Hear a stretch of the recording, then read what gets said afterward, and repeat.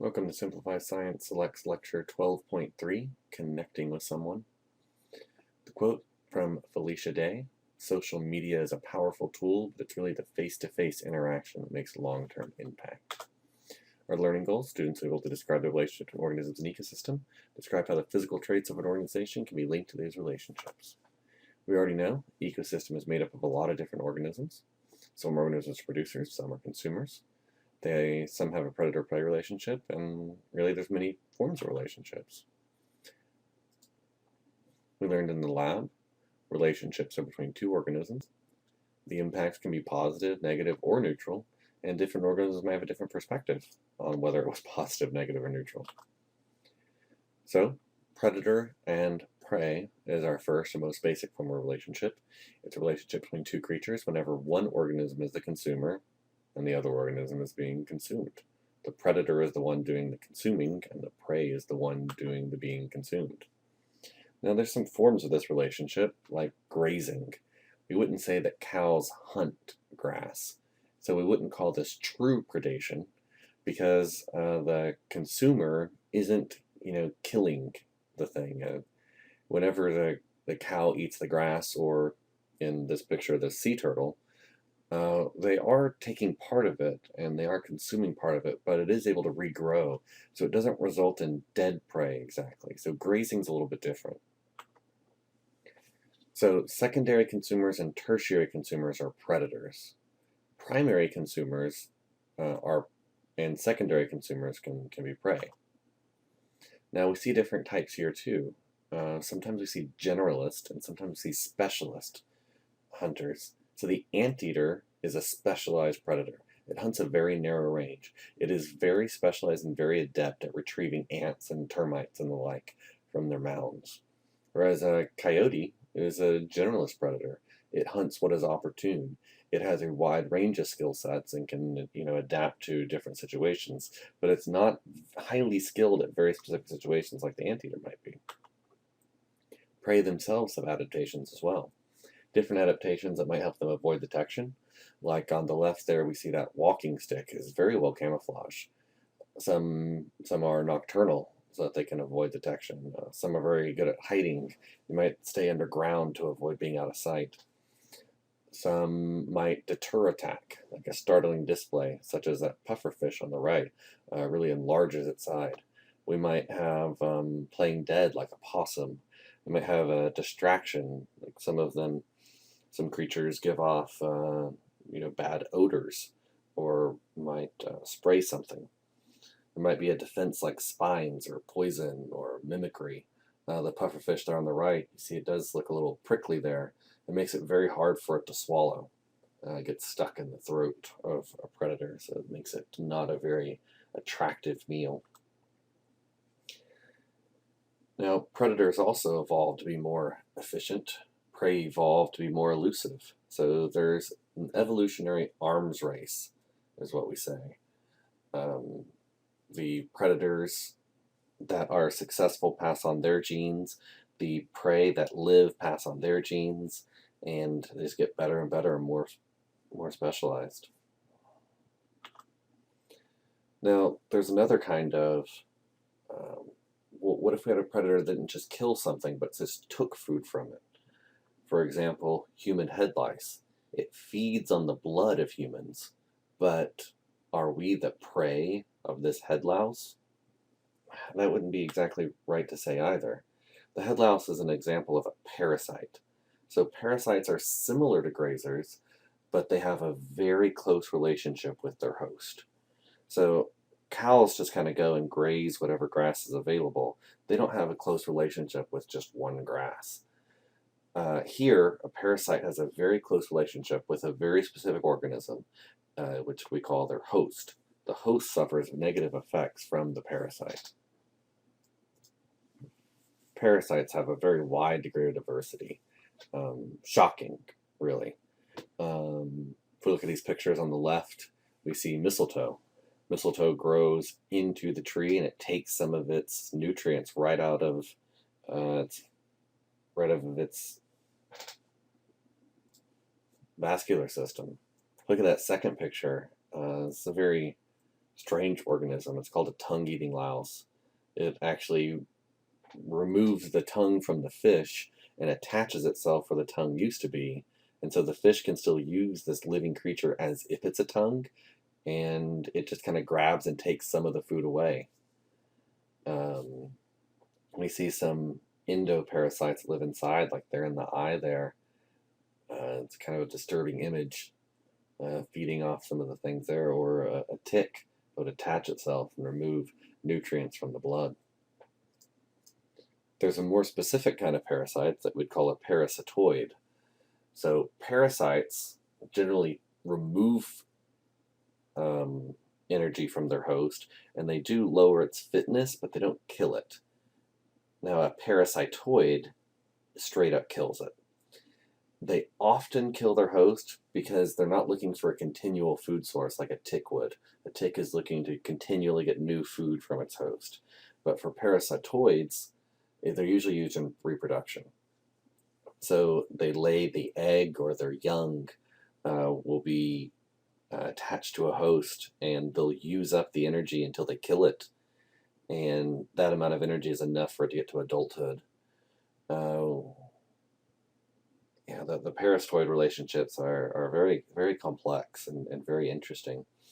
The one example we see there on the left is this caterpillar has been injected with some kind of eggs, and now they're burrowing out of the caterpillar. They're slowly using up and eating up all of its insides until they have enough for them to hatch or leave and depart from the organism and become adults. They can go and find a mate and then lay new eggs inside of a new host. The next relationship we're looking at is a relationship of competition. In competition, we get two organisms competing for resources. It's usually food, but it could be territory or water or any number of things. It occurs at all trophic levels. You get competition among predators, you get competition among producers. Now, what competition is something that's going to be negative for both species, because if they didn't have to compete for it, if they had sole access, that would always be better. Competition is a driving force for evolution. It's part of that survival of the fittest. In the left picture, we see, between those two predators competing for food and territory. But on the right, we can see those three different plants. Their root systems are competing to get better access to water and nutrients. Here's a developing question. What came first? Iguanas eating cactus, or cactus having spines?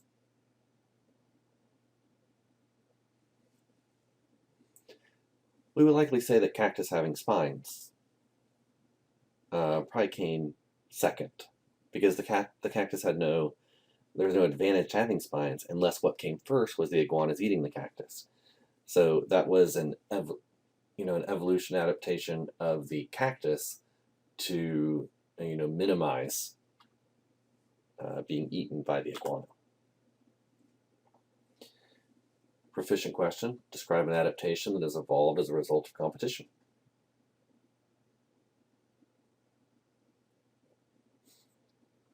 Well, really, most of them. If we're looking in the left picture, trees are an adaptation. They can be taller than shrubs, so they can get their leaves above them and have access to the light.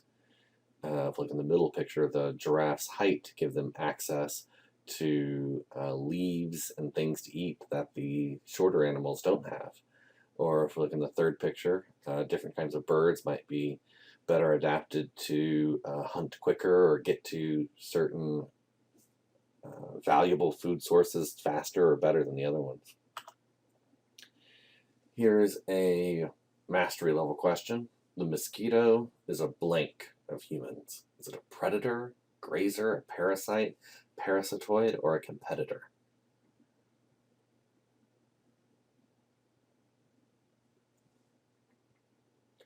Most people would tend to say it's a parasite, but what's the problem with the word parasite is that they don't have a close relationship with a single human. Not like a tick. You see, a tick and a mosquito both remove blood, but a tick would stay in place and keep feeding off the same host. So parasite's maybe not the best word. It probably has more in common with a grazer, really. doesn't it? It goes around and takes a little bit of each without killing one, kind of like a cow would take a little bit of grass from each. Neutralism would be an example of where two organisms have a relationship, but it's kind of neutral for both. There are no true examples of true neutralism because everything's really interrelated. So we have some effects where, there's such little that happens between them that, we kind of just round it off to zero. So we show that neutralism, really, there's just no significant effects between each other. There's not many examples of neutralism. It's fairly uncommon. A good example we can get as close as possible to being perfectly neutral would be between two bacterial cultures we see in milk when we're making yogurt. Yogurt is the byproduct of two types of bacteria, one called lactobacillus and one called streptococcus. And together, they consume the milk and produce yogurt. Now, the initial population of lactobacillus or streptococcus has no effect on the other one. Their relationship is neutral. There is an overabundance of milk for them to consume, so they don't have to compete for it, and they have little ramifications, one population on the other. Amensalism and commensalism, both these interactions refer to one of the parties being neutral.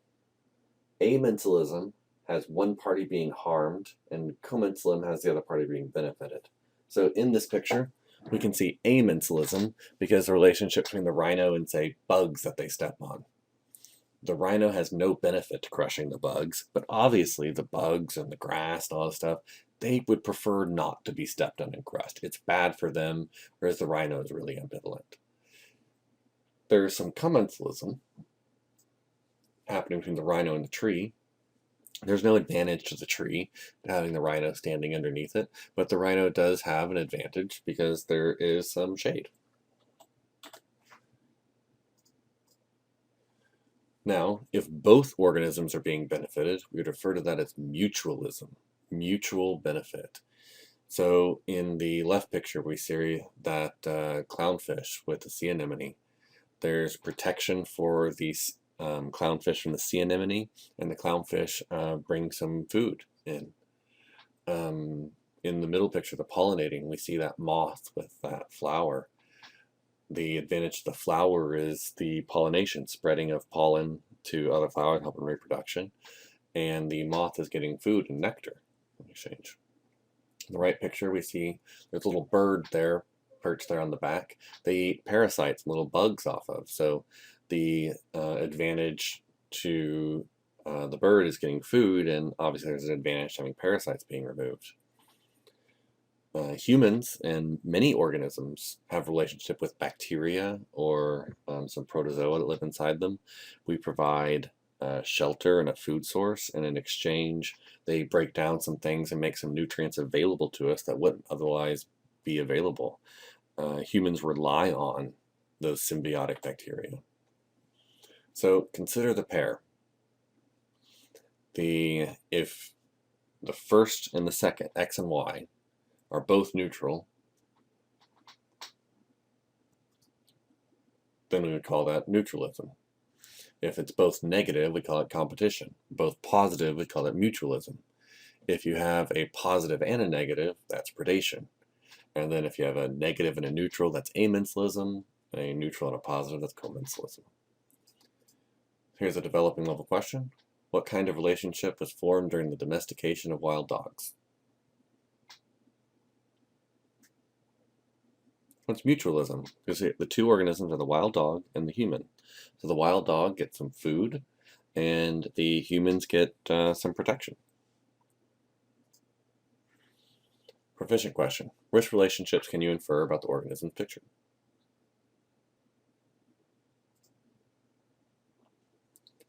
Well, there's a lot of examples here. I see a lot of commensalism. I see some competition. There's a wide variety of answers here. The question is, make sure you pick out two organisms, understand between those two, for the first organism, is it positive, negative, neutral? For the second organism, positive, negative, neutral, and we can identify it. And look at the tree and the animals in the shade. Look at the two different animals competing for water. Look at how all these different animals group together, probably for some protection. Maybe some mutualism there and how they help each other out. Lots of different examples going on here. Master level question. Create a graphic organizer to chart all the different kinds of relationship and what effect it has on each organism. Your answers may vary. You can have different form, different arrows, grids, organizations, charts. What's important is that you have all the information on there. You've labeled them. You understand whether they're positive, negative, neutral for each of them, and it's easy for you to see how they're related.